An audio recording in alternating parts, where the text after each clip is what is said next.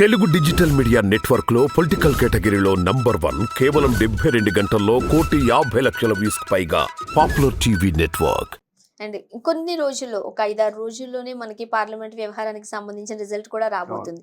ఒక్కసారి ఈ రిజల్ట్ వచ్చేసిన తర్వాత ఇటు పాలనా పరంగా కావచ్చు, అభివృద్ధి పరంలో కావచ్చు, ఎలా అయినా సరే రేవంత్ రెడ్డి గారు రాష్ట్రాన్ని పరుగులు పట్టించే దిశగా అడుగులు వేస్తున్నారు. ఆయన ముందు చూపు ఉంది అని కూడా కొంతమంది చెబుతూ ఉన్నారు.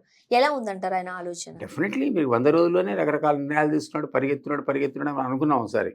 సో ఇప్పుడు ఆ gap 2 months because of election commission వల్ల డమ్ వచ్చింది. రైట్. ఇప్పుడు మళ్ళా పరిగెత్తిస్తాడు. ఆయన ప్రభుత్వాన్ని కూర్చొనివాడు, ప్రభుత్వ అధికారులు కూర్చొనివాడు, మంత్రులు కూడా కూర్చొనివాడు, పారదర్శకంగా ఉన్నాడు, అందుబాటులో ఉన్నాడు. ఆయనకి చేయాలనే ఒక విజన్ ఉంది.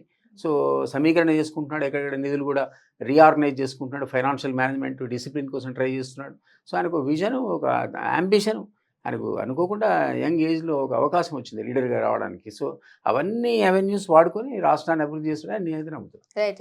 సో ఇప్పుడున్న సిచ్యువేషన్స్ చూస్తుంటుంటే ఇటు భట్టి గారు కావచ్చు, లేకపోతే కొంతమంది పెద్దలున్న ఈ విషయాలలో రేవంత్ రెడ్డి గారికి సంబంధించి కాంగ్రెస్ పెద్దలు అంత సాటిస్ఫైడ్గా లేరు. ఎవరన్నారు మీతో? రైట్.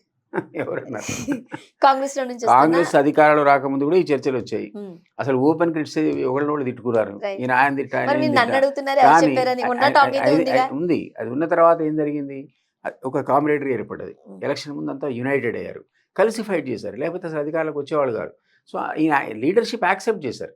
యాక్సెప్ట్ చేసినాక 3 నెలలే కదా పరిపాలన. 3 నెలలు ఏం కోపం ముంచుకుపోయిందని మళ్ళీ ఈయన మీద ఆయన తిడతాడు, ఆయన మీద ఏం తిడతాడు. ఆ విధమైన పురపచ్చాలు ఉన్నాయని నేనైతే నమ్మను.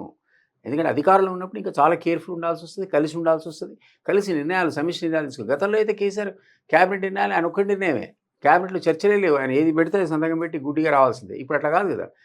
మీరు అన్నట్టుగా కలెక్టివ్ నిర్ణయాలు, ఎవరికి వాళ్ళు శాఖలు పర్యవేక్షిస్తున్నారు. ఇవన్నీ కూడా ఓవరాల్ గ్రిప్ తీసుకుంటున్నారు అడ్మినిస్ట్రేషన్ మీద. ఆ ఫ్రీడమ్ సీఎం ఇచ్చాడు.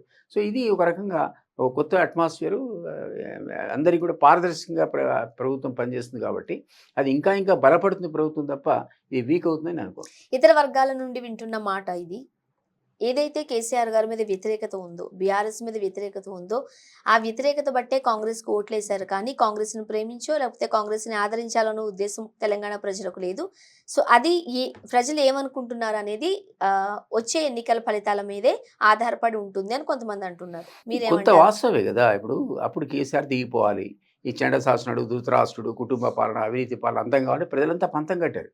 కట్టి చుట్టూ చూస్తే ఎవరు కనపడారు? రేవంత్ రెడ్డి తప్ప. రేవంత్ రెడ్డికి ఒక్కడికే ఆ సామర్థ్యం కనపడ్డది. ఆయన ఒక్కడే అట్లా లేపుతున్నాడు, పార్టీని ఖర్చు పెడుతున్నాడు, మాట్లాడుతున్నాడు, ఒక టైప్ ఆఫ్ వాయిస్ వినిపించాడు.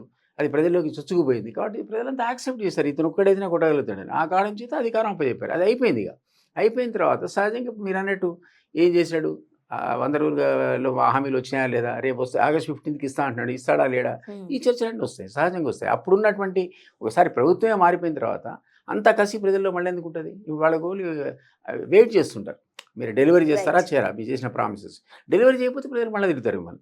అరే మేము ఏదో అనుకున్నాం, ఏదో అయింది అనుకుంటారు. కానీ మా కాన్ఫిడెన్స్ ఏంటంటే ఖచ్చితంగా మేము డెలివరీ చేయగలుగుతాము. ఇప్పుడున్నటువంటి పొజిషన్లో ఆల్రెడీ అడ్మినిస్ట్రేషన్ మీద గ్రిప్ వచ్చింది అతనికి. ఇంకొక ఈ 5-6 రోజులు అయితే మా కంట్రోల్కి మళ్ళీ అడ్మినిస్ట్రేషన్ వస్తుంది. ఆయనే August 15 కల్లా అన్ని హామీలు నెరవేర్చకపోతే హరీష్ రాజీనామా రెడీ పెట్టుకొని రా, నేను ముక్కు నెలకి రాస్తా అని చెప్పాడు సీఎం లాంటి వాడు. సో ఖచ్చితంగా కాన్ఫిడెన్స్ అనేది అన్ని అంచనా వేసుకున్నాక 3 నెలలు గ్రిప్ వస్తుంది కదా గవర్నమెంట్ మీద. ఏ చేయగలుగుతాడు, ఏ చేయలేడని అంచనా వేసుకునే చేయగలుగుతాడనే కాన్ఫిడెన్స్ ఆ స్టేట్మెంట్ ఇచ్చాడు. కాబట్టి అట్లాంటి ప్రమాదం ఉందని నేను అనుకో. ఇప్పుడు రాష్ట్ర విభజన అప్పుడు మిగులు రాష్ట్రంగా ఉన్న తెలంగాణ ఈ 10 ఏళ్లలో మనకి అప్పుల రాష్ట్రంగా మారిపోయిన విషయం తెలిసిందే. ఈసారి కేసీఆర్ మరి రేవంత్ రెడ్డి గారు ఎక్కడి నుంచి తీసుకొచ్చి డబ్బులు అప్పులు చేయాల్సిందే. ఇప్పుడు రేవంత్ రెడ్డి గారు కూడా అప్పు చేయాల్సిందే. నాబార్డ్ నుంచో, జైకా నుంచో, అంటే జపనీస్ సైడ్, లేదా వరల్డ్ బ్యాంక్ నుంచో. గతంలో ఏంటంటే 9%, 10%, 12% వడ్డీలు తెచ్చారు. ఇష్టం వచ్చినట్టు కార్పొరేషన్లు పెట్టుకొని వడ్డీలు తెచ్చారు. అట్లా కాకుండా ఒక స్ట్రీమ్ లైన్ చేసి 1.5-2% కూడా ఇంటర్నేషనల్ లోన్ అవైలబుల్ ఉంది. వాటిని తీసుకొచ్చి అప్పులు కట్టే ప్రయత్నం చేసి రాష్ట్రాన్ని ఫైనాన్షియల్గా ఒక గాడిలో పెట్టేటువంటి ప్రయత్నం చేస్తున్నాడు. మొన్ననే అన్నాడు, ఈ 3 నెలల్లో నేను 30,000 కోట్లు వడ్డీ కట్టా అన్నాడు. 30,000 crores ఎనార్మస్ అమౌంట్ అది. అంటే అన్ని లోన్స్కి లయబిలిటీ ఉంది. గవర్నమెంట్ ఒకసారి లోన్ చేస్తే మీరు పాత గవర్నమెంట్ సంబంధం ఉండదు, కొత్త గవర్నమెంట్ కూడా లయబులే. సావరిన్ గ్యారంటీ ఇస్తారు కదా లోన్లకి. సో మీ గవర్నమెంట్ చూసి ఇస్తుంది ఆ ఏజెన్సీలో లోన్. కాబట్టి మీరైనా కట్టాల్సిందే, మీ తర్వాత వాళ్ళు కూడా కట్టాల్సిందే. దాన్ని లయబిలిటీ అట్లా ఉంటుంది. కాబట్టి దానికి సిద్ధపడే ఆయన కొత్తగా రుణ సమీకరణ చేస్తున్నాడు, కార్పొరేషన్ ఏర్పాటు చేస్తున్నాడు, ఏకకాలంలో రుణమాఫీ చేయలేడు. లేకపోతే ఆ కార్పొరేషన్ ద్వారా 40,000 కోట్లు తీసుకొచ్చి ఏకకాలంలో 2 లక్షల రుణ మాఫీ అనౌన్స్ చేశాడు ఆయన.